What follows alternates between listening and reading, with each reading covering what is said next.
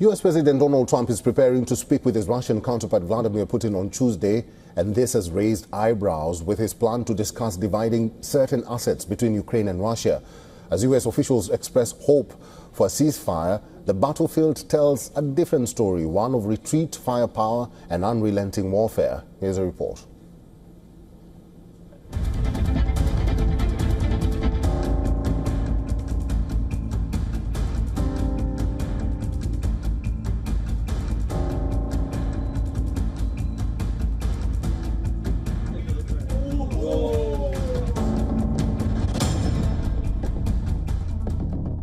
Ukrainian forces continue to pull back under Russia's superior firepower. The key town of Sudzha in Russia's western Kursk region has fallen after 7 months of Ukrainian control. Evacuees speak of fear, confusion, and an uncertain future as Moscow tightens its grip.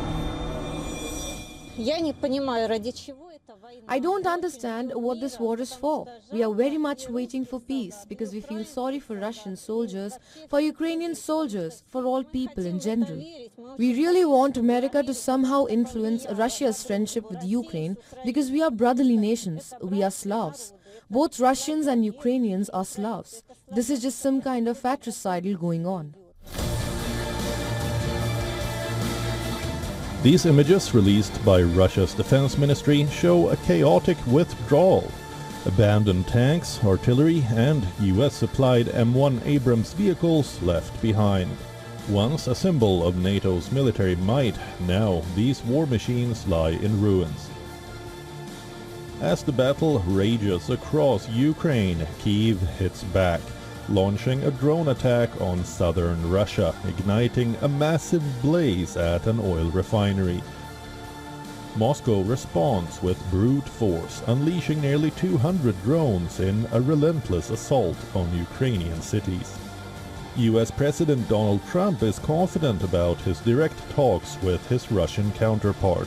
This could mark a turning point. I think we'll be talking about land.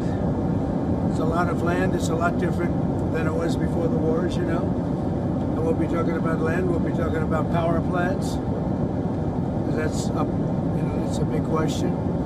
But I think we have a lot of it already discussed very much by both sides. You'll ask him. Ukraine and Russia. You'll ask him. We're already talking about that. Dividing up certain assets. Yeah, and they've been working on that.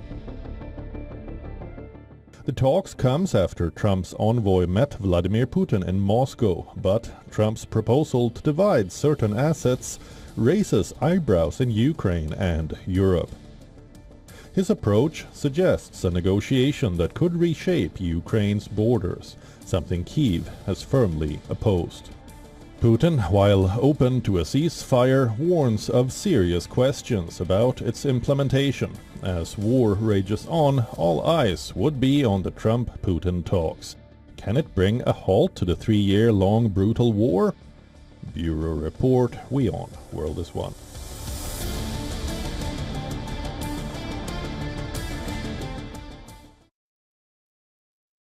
The Kremlin has confirmed that US President Donald Trump and the Russian President Vladimir Putin will speak on Tuesday amid a period of whirlwind diplomacy to end the war in Ukraine.